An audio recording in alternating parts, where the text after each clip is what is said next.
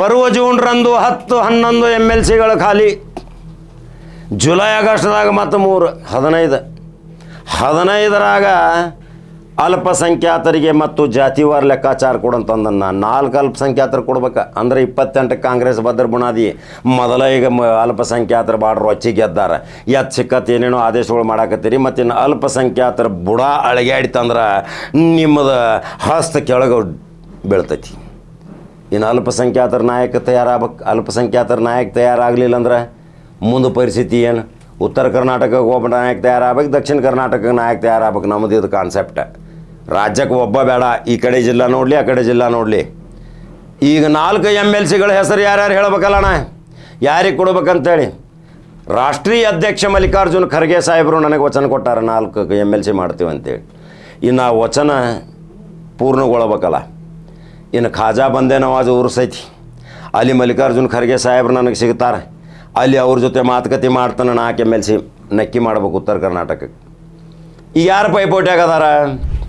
ಈಗ ಪ್ರಬಲ ಕೋಮ ಪಂಚಮಶಾಲಿ ಲಿಂಗಾಯತರಿಂದ ಮಹಿಳೆ ವೀಣಾ ಕಾಶ್ಯಪ್ನವ್ರದಾರ. ಅಲ್ಪಸಂಖ್ಯಾತರಿಂದ ಪ್ರಮುಖವಾಗಿ ಕಲಾದ್ಗಿಯ ಸೌದಾಗರ ಸಾಹೇಬ್ರದಾರ. ಜಮಖಂಡಿಯ 40 ವರ್ಷದ ಸರ್ದಾರ ಕಾಂಗ್ರೆಸ್ಸಿನ ಶಿಸ್ತಿನ ಸಿಪಾಯಿ ನಜೀರ್ ಕಂಗ್ನೋಳಿ ಅದಾರ. ಮಹಿಳಾ ಕೋಟಾದಲ್ಲಿ ಅಲ್ಪಸಂಖ್ಯಾತ ಡಾಕ್ಟರ್ ಜೀನತ್ ಜಾಕೀರ್ ಅದಾಳೆ. 4 ಅಂತೂ ಕೊಡ್ಬೇಕು. 400ದ ಪೈಪೋಟಿ ಭಾಳ ಐತಿ. 4ರಲ್ಲಿ ನೀವು 4 ಕೊಡ್ಬೇಕು. ಇದು ಖಡಕ್ ಜವಾರಿ ಕಾಕನ್ ಸಂದೇಶ್ ವಚನ ತೊಗೊಂಡಾನು. DK ಶಿವಕುಮಾರ್ ಕಡೆನೂ ಮಾತಾಡಿದನು, CM ಸಿದ್ದರಾಮಯ್ಯ ಜೋಡೆ ಮಾತಾಡೀನಿ. ಇದು ಕರ್ನಾಟಕಕ್ಕೆ ಸಂಬಂಧ ಅಲ್ಲ, ಕೇಂದ್ರಕ್ಕೆ ಸಂಬಂಧ ಐತಿ. ಇನ್ನು ಅಲ್ಲಿ ಕೇಂದ್ರದಾಗಿ ನೀವೇನು ಗೋಪಾಲನ ಭೇಟಿ ಆಗ್ತಾನೆ ಹೋಗಿ. ರಾಹುಲ್ ಗಾಂಧಿಗೆ ಭೇಟಿ ಆಗೋ ಸಲುವಾಗಿ ಎಷ್ಟು ಅಪಾಯಿಂಟ್ಮೆಂಟ್ ಕೇಳಿದ್ರು ಡೇಟ್ ಸಿಗುವತ್ತ ಬಿಡುವುದಿಲ್ಲ. ಯಾಕೆ ಭಾರತೀಯ ಜನತಾ ಪಕ್ಷಕ್ಕೆ ಮುಸಲ್ಮಾನರು ಮತ್ತು ಅಲ್ಪಸಂಖ್ಯಾತರು ಬೆಂಬಲ ಕೊಡಬಾರ್ದಂತೈತೆ ಎಲ್ಲಿ ಕಾಯ್ದೆ? ಆರ್ಥಿಕ ಸ್ಥಿತಿ, ಶೈಕ್ಷಣಿಕ ಸ್ಥಿತಿ ಎರಡು ಕೇಳೋರು ನಾವು. ಆರೋಗ್ಯ ಒಂದು ಫ್ರೀ ಮಾಡಿರಿ, ಶಿಕ್ಷಣ ಒಂದು ಫ್ರೀ ಮಾಡಿರಿ. ನಮಗೆ ಉಳ್ಕಿದ್ದೇನು ಬೇಡ, ನಿಮಗೆ ಗ್ಯಾರಂಟಿ ಸುಡುಗಾಡ ಸಂತಿ. ಅದರಿಂದ ಏನು ನಾವು ಜೀವನ ಆಗೋದಿಲ್ಲ. ಈ ಗ್ಯಾರಂಟಿಗಳು ಇಲ್ದಾಗ ಏನು ಜೀವನ ನಡೆಸಿಲ್ಲ. ಸೋಮಾರಿಗಳು ಆಗ್ತಾರೆ. ಆಮೇಲೆ ಪುಕೋಟ್ ತಿರ್ಗಾಡಿ ನಷ್ಟಗಳು ಆಕ್ಕಾವ. ಸರ್ಕಾರ ಭದ್ರತೆ ಆಕೈತಿ. ಇದನ್ನು ಕರ್ನಾಟಕದವ್ರ ಮಾಡಿರು ಗ್ಯಾರಂಟಿ ಅಂತೇಳಿ ಹೊಯ್ಕೊಂಡ್ರಿ. ಆದ್ರೆ ನೀವು ಪಶ್ಚಿಮ ಬಂಗಾಳದಾಗ ಮತ್ತು ಅಸ್ಸಾಂದಾಗ ನೀವು ಗ್ಯಾರಂಟಿ ಚಾಲು ಮಾಡಿರಿ, ಬಿಹಾರದಾಗೂ ಮಾಡಿರಿ. ಮತ್ತು ಭಾರತೀಯ ಜನತಾ ಪಕ್ಷ ಮತ್ತು ಕಾಂಗ್ರೆಸ್ಗೆ ಆ ಭಕ್ತರು ಇವ್ರಿಗೆ ಬೈತಾರೆ, ಈ ಭಕ್ತರು ಅವ್ರಿಗೆ ಬೈತಾರೆ. ಅಂದ್ರೆ ಇಬ್ಬರು ಅಂದ ಭಕ್ತರು. ಸಗಣಿ ಭಕ್ತರ 2 ರೂಪಾಯಿ ಭಕ್ತರು ಬೈತಾರೆ. ನಮಗಂತೂ ಬೆನ್ನ ಹತ್ಯಾರ ಚಿಂಗಮ್ಗತೆ. ಏನು ಮಾಡಿದ್ರು ಏನಾಗೋದಿಲ್ಲ. ನಾವೇನು ಯಾರಿಗೆ ಹೆದರೋದು ಇಲ್ಲ. ನಾವು ಯಾವ್ದು ಅಪರಾಧ ಚಟುವಟಿಕೆದಾಗಿಲ್ಲ.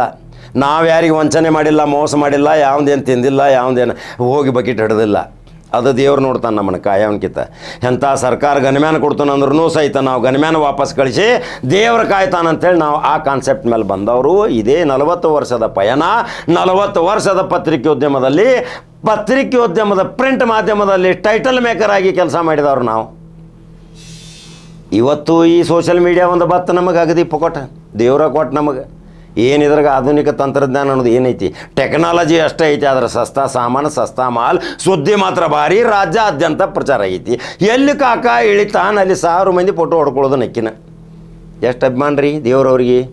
ಒಳ್ಳೆಯ ಬುದ್ಧಿ ಕೊಡಲಿ, ಒಳ್ಳೆಯ ಶಕ್ತಿ ಕೊಡಲಿ. ಆದರೆ ನಮಗೆ ಒಂದು ಏನು ಉದ್ದೇಶ, ಶೈಕ್ಷಣಿಕ ಮತ್ತು ಆರೋಗ್ಯದಿಂದ ನಿಮ್ಮದು ಹಠ ಪಡ್ರಿ, ಶಿಕ್ಷಣ ಕಲೀರಿ ಮತ್ತು ರಾಜಕೀಯ ರಂಗಕ್ಕೆ ಬರ್ರಿ, ಮನ್ಯಾಗ ಕೊಂಡಾಕ ಹೋಗ್ಬೇಡ್ರಿ.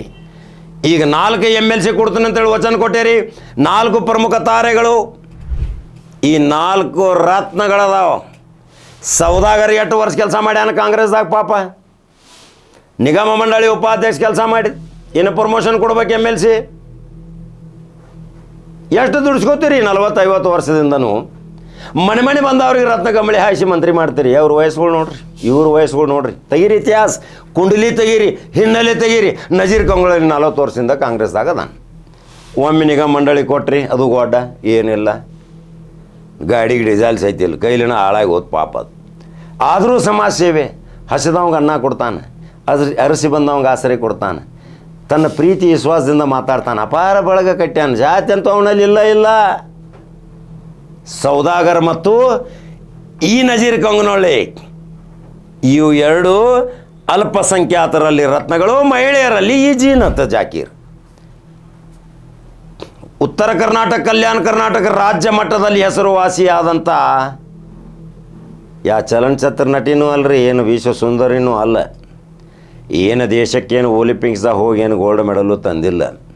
ದೇವರಕ್ಕಿಗೆ ಹೃದಯವಂತ ಕೆಲಸ ಮಾಡುವಂಥ, ಸಮಾಜ ಸೇವೆ ಕೆಲಸ ಮಾಡುವಂಥ ಶಕ್ತಿ ಕೊಟ್ಟಾನ ವೀಣಾ ಕಾಶಪ್ಪನವ್ರು. ಹೊರಗೆ ಬದಲಂದ್ರೆ ಲಕ್ಷಾಂತರ ಮಂದಿ ಎಲ್ಲಿ ಮುಗಿಬಿದ್ದು ಫೋಟೋ ಹೊಡ್ಕೋತೀರಪ್ಪ, ಸೆಲ್ಫಿ ನೋಡಿನ ಅಕ್ಕ ತಂಗಿ ನೀ ಏನು ಸಿನಿಮಾ ತಾರೇನೋ ಏನು ವಿಶ್ವ ಸುಂದರಿನೋ. ಈ ಪರಿಸ್ಥಿತಿ ನನಗೆ ನಿರ್ಮಾಣ ಆಯ್ತು.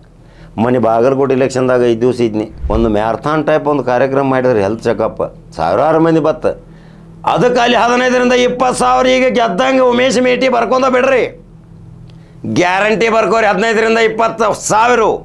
ಅದಕ್ಕೆ ಮಾಸ್ಟರ್ ಮೈಂಡ್ ಯಾರು ಸತೀಶ್ ಜಾರಕಿಹೊಳಿ ಕಬ್ಜಾ ತೊಗೊಂಡಿದ್ದು 2 ತಿಂಗಳದಿಂದ. ಸತೀಶ್ ಜಾರಕಿಹೊಳಿ ಯಾವಾಗ ಯಾವ ಹಳ್ಳ್ಯಾಗ ಕೈ ಇಡ್ತಾನ ಅಲ್ಲಿ ನಕ್ಕಿ ವೋಟ್ ಬ್ಯಾಂಕ್, ಸುಳ್ಳು ಹೇಳಂಗಿಲ್ಲ. ಅವ್ರಿಗೇನು ಆಶ್ವಾಸನೆ ಕೊಟ್ಟಿರ್ತಾನೆ, ಆ ಉಮೇಶ್ ಮೇಟಿ ಆರಿಸಿ ಬಂದದ್ದು ಆಶ್ವಾಸನೆ ಬೇರೆ, ಈ ವ್ಯಕ್ತಿ ಆಶ್ವಾಸನೆಯನ್ನು ಕೊಟ್ಟಿರ್ತಾನಲ್ಲ ಅದನ್ನು ತೀರಿಸ್ತಾನೆ. ಅದ್ರ ಉದಾಹರಣೆ ಜ್ವಲಂತ ನೋಡ್ರಿ, ಶಿವಗಾಂಕ್ ಹೋಗಿ ಯಾಸಿರ್ ಖಾನ್ ಪಠಾಣ ಕೈ ಮುಕ್ಕೋದು ಹೋಗೋದಷ್ಟ. MLA ಮಾಡಿದವ್ರು ಸತೀಶ್ ಜಾರಕಿಹೊಳಿ ಎಂಥ ಪ್ರಬಲ ಅಲ್ಲಿ ಮಾಜಿ ಮುಖ್ಯಮಂತ್ರಿ ಮಗನ ಕೆಡಿವ್ರು 13-14 ಸಾವಿರಲೆ. ಇನ್ನೇನು ರೀ ಬಾಗಲಕೋಟೆ 15-20 ಸಾವಿರ ಹತ್ರ ಶ್ರೇಯಸ್ ಕೀರ್ತಿ ಸತೀಶ್ ಜಾರಕಿಹೊಳಿಗೆ ಸಿಗಬೇಕು. ಅಲ್ಲಿ ನೆಟ್ವರ್ಕ್ ತಯಾರು ಮಾಡಿದಂಥ ನೋಡ್ರಿ ವೀಣಾ ಕಾಶಪ್ಪನವ್ರು ಮತ್ತು ಅಜಯ್ ಕುಮಾರ್ ಸರ್ನಾಯಕ್ ತಿಮ್ಮಾಪುರ ಎಲ್ಲರೂ ಕೂಡಿ ಕೆಲಸ ಮಾಡಿದ್ರು. ಮತ್ತು ಸಂತೋಷ್ ಓಕ್ರಾನಿ young star, young energetic, smart hero ಯಾವ ರೀತಿ ಪ್ರಚಾರ ಮಾಡಿ ಕೆಲಸ ಮಾಡಿದ್ರಿ. ಇವತ್ತು ಅಲ್ಲಿ ಗೆಲುವಿನ ಕುದುರೆ 20,000 ಕಟ್ಟಿಟ್ಟ ಬುತ್ತಿ, ದಾವಣಗೆರೆ 10ರಿಂದ 15 ಸಾವಿರ ಕಟ್ಟಿಟ್ಟ ಬುತ್ತಿ. ಇದು ನಮ್ಮದು ಎಕ್ಸಿಟ್ ಪೋಲ್ ಬರ್ಕೋರಿ, ಎಂದೂ ಸೋಲಂಗಿಲ್ಲ. 30 ವರ್ಷದಿಂದ ಸೋತಿಲ್ಲ, ಅಲ್ಲಿ ಗೆಲ್ತೈತಿ ಕಾಂಗ್ರೆಸ್. ಇದು ಬರ್ಕೋರಿ. ಯಾಕೆ ಬರ್ಕೋರಿ? ಕಾಂಗ್ರೆಸ್ದು ಹೇಳ್ತಿ ಅಂತೇಳಿ, ಯಾಕೆ BJPದು ಹೇಳಿಲ್ಲ? ತೆಗೆದು ನೋಡ್ರಿ ವಿಡಿಯೋಗಳು. ನಮ್ಮ BJP ಅಭಿಮಾನಿಗಳು ಎಂಥವ್ರದಾರ್ಗೆ ಹೋಯ್ತೇನೆ ರೀ, MP ಗಳು MLA ನಮ್ಮ ಜೊತೆ ಯಾವುದೇ ರೀತಿ ಜಾತಿ ವಿಷಯ ಮಾಡಲಾರ್ದಂಥವ್ರದ್ದು ವಿಡಿಯೋ ಅಟ್ಟ ಮಾಡೋರು ನಾವು. ಬೆಂಕಿ ಹಚ್ಚಿ ಜಾತಿಗಳೇ ಬೆಂಕಿ ಹಚ್ಚಿ ಅವರವರಲ್ಲಿ ಬಡದಾಡಿ ಭೇದ ಭಾವ ಮಾಡೋರ್ದು ನಾವು ವಿಡಿಯೋ ಮಾಡೋದಿಲ್ಲ.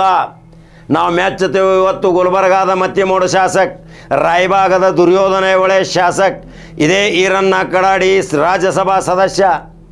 ಯಾಕೆ ಮಾಡೋದಿಲ್ಲ? ವಿಶ್ವೇಶ್ವರ ಕಾಗೇರಿ ಅಂತ ದೇವ್ರಂಥ ಮನುಷ್ಯ ಎಷ್ಟು ಶಾಂತ ಐತೆ ನೋಡ್ರಿ ಕಾರವಾರ. ಅದು ಮೊದಲು ಒಂದಿತ್ತಿರಲ್ಲ, ಒದರಾಡ್ಕೊತ ಒದರಾಡ್ಕೊತ ಹೋಗ್ತದೆ. ವಿಶ್ವೇಶ್ವರ ಕಾಗೇರಿ ಹತ್ರ ಹೋಗ್ರಿ, ಅವರಲ್ಲಿ ಬುದ್ಧಿಶಕ್ತಿ ಇರ್ತೈತಿ. ಅವರಲ್ಲಿ ನಾವು ಹೋಗಿ ಅವ್ರ ಗುಣಗಳನ್ನು, ಅವರ ಪ್ರೇರಣೆಯನ್ನು ತೊಗೋಬೇಕು ನಾವು. ಈ ಅಲ್ಪಸಂಖ್ಯಾತರಿಗೆ ನಾನು ಹೇಳ್ತೀನಿ, ಈ ಬ್ರಾಹ್ಮಣರು ಏನು ಬುದ್ಧಿವಂತರದಾರ ಅವ್ರ ಹತ್ರ ಹೋಗಿ ನಯ ವಿನಯದಿಂದ ಶಿಕ್ಷಣ ತಗೋರಿ, ಅವರಿಂದ ಪಾರಂಗತ ಆಗಿ ಒಳ್ಳೆಯ ವಿದ್ಯಾಭ್ಯಾಸ ಮಾಡಿರಿ. ಅವ್ರಿಗೆ ದೇವರೊಂದು ಗಾಡ್ ಗಿಫ್ಟ್ ಕೊಟ್ಟಾನ. ಬ್ರಾಹ್ಮಣರಿಗೆ ಬುದ್ಧಿಶಕ್ತಿ ಯಾಕೆ ಕೊಟ್ಟಾನಂದ್ರೆ ಅವರು ರಾತ್ರಿ ಹಗಲಿ ಓದುತ್ತಾರೆ. ಇವತ್ತು ದೊಡ್ಡ ದೊಡ್ಡ ಅಧಿಕಾರಿ ಅವರೇ ಯಾಕದಾರ್ರಿಪ್ಪ, ರಾತ್ರಿ ಹಗಲಿ ಶ್ರಮ ಪಡ್ತಾರೆ, ಓದುತ್ತಾರೆ, ಮತ್ತು ಯಾರ ಜೊತೆನೂ ಜಗಳ ತಂಟೆ ತಕರಾರು ಮಾಡುವ ವ್ಯಕ್ತಿಗಳಲ್ಲ. ನೋಡ್ರಿ ಅವ್ರು ಎಲ್ಲರೇ ಗಲಭೆದಾಗಿರ್ತಾರೆ.